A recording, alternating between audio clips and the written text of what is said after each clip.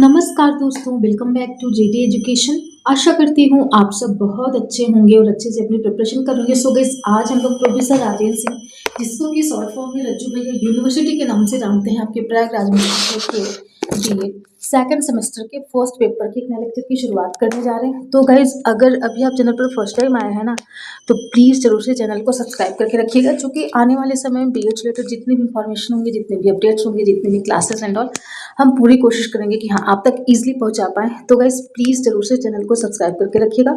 And जिन्होंने subscribe करके रखा है फिर तो बहुत अच्छी बात है। तो गाइज, आपको जिस भी टॉपिक को, जिस भी यूनिट को एंड जिस भी पेपर को कवर करना है ना, आप क्या करें, आप सिंपली चैनल पर विजिट करें एंड वहां से अपनी क्लासेस का एक्सेस आप कर सकते हैं। ओके, तो आइए हम लोग अपने लेक्चर की शुरुआत करते हैं। बट लेक्चर स्टार्ट करने से पहले want to say thank you all guys, because ना you guys supporting too much. Thank you so much guys, thank you so much for your love, for your support. ऐसे हम लोग एक दूसरे का सपोर्ट करते रहेंगे और आगे बढ़ते रहेंगे। Let's learn together and enjoy learning. तो हमें अपनी लर्निंग को बिल्कुल इंजॉयबल तरीके से करनी है। ठीक, ऐसा नहीं कि हाँ हमारे ऊपर बर्डन है ये वो, ऐसा कुछ नहीं है। ठीक है, तो आइए अपने लेक्चर की शुरुआत करते हैं। तो आज का हमारा जो टॉपिक है, जैसा कि आप देख पा रहे हैं कि बालिकाओं की शिक्षा हेतु रमसा की अनुशंसाएं, है ना। मतलब रमसा, रमसा का फुल फॉर्म आप लोगों को पता होगा, जो कि इसके पहले हमने वीडियो बनाई है। तो आई होप आपने उस वीडियो को देखा होगा, तो डेफिनेटली आपके बारे इसके बारे में नॉलेज होगी। बट अगर नहीं तो मैं बता देती हूँ, राष्ट्रीय माध्यमिक शिक्षा अभियान। तो ये गवर्नमेंट के द्वारा चलाई गई एक मतलब एक कह सकते हैं ना अभियान था, जिसको कि शिक्षा से रिलेटेड, शिक्षा से जोड़ करके चलाया गया था। आगे इसको हम लोग देखेंगे, इस पर एक फुल वीडियो है, आप वहाँ पे देख लीजिएगा। तो रमसा रिकमेंडेशंस फॉर गर्ल एजुकेशन, तो स्पेशली गर्ल्स के लिए इन्होंने क्या बात करी थी, कौन, रमसा, जो हमारा रमसा अभियान है, तो बिल्कुल उसी के बारे में है। आइए हम लोग वन बाय वन सारे टॉपिक्स को कवर करते हैं। बट उससे पहले एक अपडेट आपको देनी थी गाइस। वो अपडेट क्या थी? वो अपडेट ये थी, आप जैसा कि यहाँ पे देख पा रहे हैं कि यूपी बीएड 2026 एडमिशन अपडेट्स। तो आपको पता है इस बार फॉर्म बहुत ही ज़्यादा फिलअप किए गए हैं। तो अगर आप हमारे साथ जुड़ करके बीएड करना चाहते हैं तो you're most welcome, please come and join. तो इस बार जो फॉर्म फिलअप हुए हैं गाइज, वो बहुत ज़्यादा हुए, 4.5 लाख से ज़्यादा हुए ना। तो इस बार फी भी आपकी महंगी होने वाली। तो आप अपना एंट्रेंस एग्जाम के तुरंत बाद से क्या करना है, आपको अपने एंट्रेंस एग्जाम के तुरंत बाद से अपनी सीट्स को बुक करवाना शुरू कर दीजिएगा, अगर आपको हमारे साथ जुड़ करके बीएड करना है तो। बिल्कुल ठीक है। तो इसके लिए यूट्यूब चैनल है, इसको ज्वाइन करके रखिए। टेलीग्राम चैनल है, इसको ज्वाइन करिए। साथ ही साथ में टेलीग्राम ग्रुप है, जहाँ पर बहुत सारे लर्नर्स जुड़ करके इसका बेनिफिट उनको मिल रहा है। तो बिल्कुल आप भी जुड़े, उसका बेनिफिट आपको मिले। साथ ही साथ में हमारा व्हाट्सएप चैनल है, आप इस पर जुड़े। तो इस तरीके से आप अलग अलग प्लेटफॉर्म के थ्रू हमारे साथ जुड़ करके इसका लाभ ले सकते हैं, जो कि यहाँ पर सारी इंफॉर्मेशन, अपडेट्स, है ना, एंड ऑल सब कुछ हम यहीं पे शेयर करते हैं, वीडियो पीडीएफ सब कुछ। तो बिल्कुल आप इसके साथ हमारे मतलब इसके साथ जुड़ के हमारे साथ आपकी जर्नी कंप्लीट हो सकती है। और मैं चाहती हूँ, अगर आप हमारे साथ जुड़ के एडमिशन करना चाहते हैं तो हमने अपने ऑफिस का एड्रेस भी दे करके रखा है। इस दिए हुए नंबर पे आप हमसे कांटेक्ट करके बात कर सकते हैं। सॉरी, इस दिए हुए एड्रेस पे आप हमसे मिल सकते हैं। साथ ही साथ में जो कांटेक्ट नंबर हमने दिया, इस पे हमसे कॉल करके बात भी कर सकते हैं। एड्रेस क्या है? हमारी ऑफिस आपको पता है ये प्रयागराज में है। एड्रेस है जवाहरलाल नेहरू रोड, अलोपी बाग, चुंगी चौराहा, अलोपी बाग, प्रयागराज। तो ये हमारे ऑफिस का एड्रेस है, यहाँ पर आप हमसे मिल सकते हैं। कॉन्टैक्ट नंबर हमने दिया है 9919599066, 8090656656। हमने 2 अपना नंबर दे करके रखा है, दोनों में से किसी भी नंबर पे हमसे आप कॉन्टैक्ट करके बात कर सकते हैं। आइए इसी के साथ हम लोग अपने लेक्चर की शुरुआत करते हैं। तो सबसे पहले हम लोग थोड़ा सा एक छोटा सा इंट्रो देखते हैं, क्या है क्या नहीं है। आइए वन बाय वन हम सारा कवर करते हैं। तो रमसा, जैसा कि हमने ऊपर भी बोला था ना कि राष्ट्रीय माध्यमिक शिक्षा अभियान was launched by the government of India. मतलब जो हमारा राष्ट्रीय माध्यमिक शिक्षा अभियान यानी कि रमसा है, इसकी शुरुआत भारत में माध्यमिक शिक्षा को अधिक सुलभ बनाने, जो माध्यमिक शिक्षा आप समझ रहे हैं, सेकेंडरी एजुकेशन, ठीक, तो उस शिक्षा को सुलभ बनाने के लिए, गुणवत्तापूर्ण बनाने के लिए, कि क्वालिटी एजुकेशन की बात करने के लिए, तो India to improve the quality, accessibility and equality of secondary education in India, कि भारत में जो माध्यमिक शिक्षा है ये क्या वो सुलभ हो, मीन्स आसानी से जिसको प्राप्त किया जा सके, और जिस गुणवत्तापूर्ण मतलब सैद्धांतिकता के साथ साथ उसमें व्यवहारिकता भी हो, ऐसी शिक्षा का क्या करना था, हमें उपलब्धता बढ़ानी थी। और समान बनने के लिए, मतलब सबको समान रूप से मिल सके, है ना, चूंकि एवरी पर्सन डिजर्व एजुकेशन ना, तो सबको समान रूप से मिल सके और उनको लाइक ऊंच नीच छुआछूत भेदभाव इन सब की फीलिंग उनके अंदर ना आए। इस वजह से रमसा जैसे अभियान की शुरुआत भारत सरकार द्वारा की गई। तो one of the its major concern was the promotion of girls education because many girls leave schools at the secondary level due to social economic and cultural reasons. इसका क्या मतलब है कि इसका एक प्रमुख उद्देश्य बालिकाओं की शिक्षा को क्या करना, बढ़ावा देना था, क्योंकि माध्यमिक स्तर पर अनेक बालिकाएं सामाजिक आर्थिक और सांस्कृतिक कारणों से क्या होती थी, वो पीछे छोड़ दी जाती थी। उसके क्या क्या कारण हमने जैसे देखा कि सामाजिक, कई बार हम लोग समाज में देखते हैं कि कोई बच्ची अगर पढ़ने जाती है या किसी के घर में बहुत मतलब एजिड हो गई है बच्ची, वो पढ़ रही है, तो लोग कहते हैं ना कि हाँ बेटी को पढ़ा रहे हैं, अभी तक इसकी शादी करके विदा कर देना चाहिए। तो ये अलग अलग तरीके की ये जो सामाजिक समस्याएं हैं, है ना। आर्थिक, कई बार हमारे घर में उतने पैसे नहीं होते हैं कि, होता है तो कहते हैं कि चलो बॉयज़ को पढ़ा दो, गर्ल्स को नहीं करवा सकते, तो इस वजह से। फिर सांस्कृतिक, वही ना कल्चर है हमारे यहाँ की, भैया जल्दी से शादी करके विदा कर दो, है ना, उसके बाद क्या ही काम कर सकती है। तो ये सारे रीज़न थे जिनकी वजह से माध्यमिक शिक्षा तक बच्चियाँ नहीं पहुँच पाती थी, या फिर उनकी जो पढ़ाई थी वो ड्रॉप हो जाती। तो इस सारे मुद्दों को ध्यान में रखते हुए राष्ट्रीय माध्यमिक शिक्षा अभियान का क्या हुआ, मतलब इसका बालिकाओं के लिए, है ना, बालिकाओं के बच्चियों के लिए एक विशेष प्रावधान ये लाया गया, मिस प्रावधान अभियान। ठीक, अब हम लोग नेक्स्ट चलते हैं। तो रमसा बिलीव्ड दैट, क्या बिलीव करते थे, गर्ल्स इज एसेंशियल फॉर, मतलब RMSA believe that educating girls is essential for, कि बच्चियों को क्या करने के लिए, शिक्षित करने के लिए क्या क्या एसेंशियल है, क्या क्या रिक्वायरमेंट होती है, फिर क्या क्या इसके थ्रू हो सकता है। तो रमसा का मानना था कि बालिका शिक्षा सामाजिक प्रगति में, लाइक आपका परिवार कल्याण, है ना, means social progress, family welfare, women empowerment and national development, की परिवार कल्याण, महिला सशक्तिकरण, राष्ट्रीय विकास के लिए। तो ये सारे मतलब पॉइंट्स थे जो लगा कि नहीं इसके थ्रू हम कर सकते हैं। तो इस वजह से इंडियन गवर्नमेंट ने भारत जो महिला शिक्षा थी उस पर रमसा ने एक विशेष महत्व दिया है, फिर विशेष योगदान दिया कि बच्चियों की जो सेकेंडरी एजुकेशन, इसको हम क्या कर सकते हैं, इसको हम इम्प्रूव कर सकते हैं। अब हम लोग देखते हैं इसको वन बाय वन कवर करते हैं। सबसे पहला, विद्यालयों तक आसान पहुंच, मतलब इसके माध्यम से हम बच्चियों को स्कूल्स तक, है ना, इजी एक्सेस टू स्कूल, हम बच्चों को स्कूल पहुंचाने में उनकी मदद कर सकते हैं। आइए देखते हैं। तो RMSA recommended that secondary schools should be established near residential areas so girls can attend school without traveling long distance। इसका क्या मतलब है कि जो राष्ट्रीय माध्यमिक शिक्षा अभियान है ना, इन्होंने सुझाव दिया कि माध्यमिक विद्यालय घर के निकट स्थापित होने चाहिए ताकि बच्चियों को आने जाने में सुविधा हो सके और उनको ज़्यादा दूर तक ट्रैवल करने की ज़रूरत ना पड़े। इन सारी बातों को ध्यान में रखते हुए कि विद्यालयों की आसान पहुंच हो सके, जहाँ पर बच्चे इजी तरीके से जाकर के एजुकेशन को क्या कर सकते हैं, वो ले सकते हैं, शिक्षा अर्जित कर सकती हैं। फिर उसके बाद long distance often becomes a reason for drop out. इसका क्या मतलब है कि हमेशा देखा गया कि जो लंबी दूरी होती है वो बच्चियों की पढ़ाई छोड़ने का एक बहुत बड़ा कारण बन जाती है। तो इन कारणों पर ध्यान देते हुए कह सकते हैं ना, नैदानिक तरीके से ये सुझाव दिया गया या ये पॉइंट्स को रखा गया कि रेसिडेंशियल एरियाज में स्कूल्स खोले जाए और वहाँ पर क्या हो, वहाँ पर बच्चों को शिक्षा हम दे सकते हैं। फिर this recommendation aimed to increase enrolment, improve attendance, reduce drop out. मतलब जो ये रिकमेंडेशन थी क्या, विद्यालयों की आसान पहुंच या फिर विद्यालयों तक पहुंच, तो इसका यही मुख्य उद्देश्य था कि नामांकन को बढ़ाना, उपस्थिति बढ़ाना, प्लस ड्रॉप आउट जो रेट है ना, मतलब ड्रॉप आउट दर है, इसको कम करना। तो बेसिकली ये रीज़न था कि इन्होंने ये पॉइंट्स दिया या फिर रिकमेंडेशन दिया कि विद्यालयों तक हम आसान पहुंच कर सकते हैं। आई होप आपको क्लियर हो गया होगा, अगर नहीं हुआ होगा तो ज़रूर से आप हमें कमेंट करिएगा। आइए हम लोग चलते हैं नेक्स्ट पे। नेक्स्ट हमारा क्या है कि बालिकाओं के लिए पृथक शौचालय मीन्स सेपरेट वॉशरूम टॉयलेट्स की व्यवस्था करना, सेपरेट टॉयलेट्स फॉर गर्ल्स।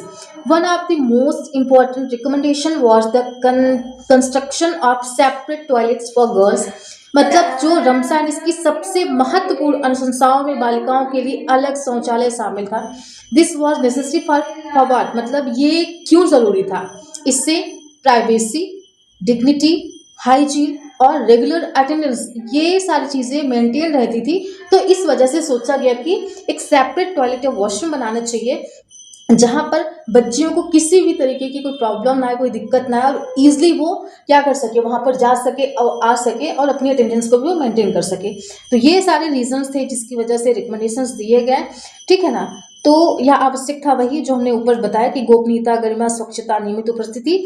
तो शौचालय की कमी के कारण मीन्स व्हाट, ये means many girls leaves schools due to lack of sanitisation facilities, कि शौचालयों की कमी के कारण कई बालिकाएं स्कूल छोड़ देती थी।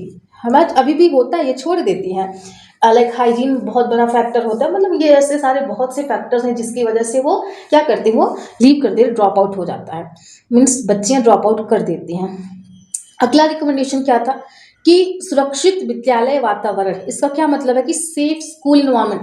देखिए जहाँ पर गर्ल्स होती हैं वहाँ पर सिक्योरिटी थोड़ी सी ज़्यादा हो जाती है, चाहे वो घर हो, चाहे वो वर्किंग प्लेस हो, चाहे वो स्कूल हो या फिर कॉलेज या फिर यूनिवर्सिटी या फिर कोई कम्युनिटी क्यों ना हो।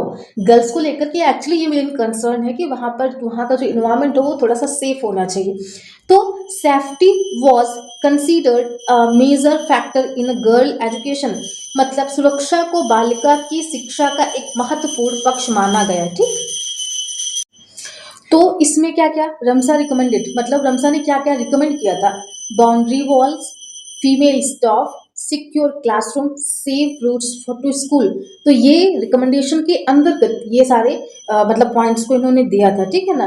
मतलब चहर दीवारी, महिला स्टाफ, सुरक्षित कक्षाएं, है ना। तो इससे क्या होता था कि a safe school builds parental trust, मतलब एक सुरक्षित विद्यालय अभिभावकों का विश्वास क्या करता है, वो बढ़ाता है।